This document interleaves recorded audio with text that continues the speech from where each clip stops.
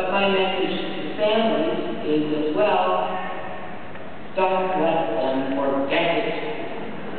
And so to help get those messages across, I want to share with you 3 great lessons of life, all learned from Spokane, Washington. I was inspired to give this message to you because of an experience in a rather dismal hotel dining room. I've spent lots of time in hotels.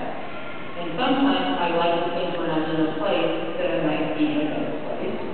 And I was thinking at that time that I wish I were in the Davenport.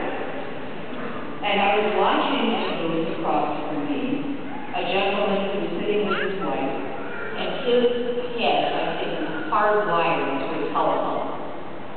And he was talking non-stop and giving orders to somebody on the other end of that phone.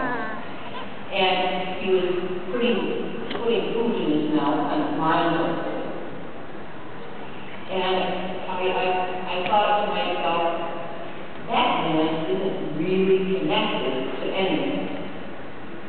And so, with that inspiration, I thought I would tell you about the things, the lessons that I have learned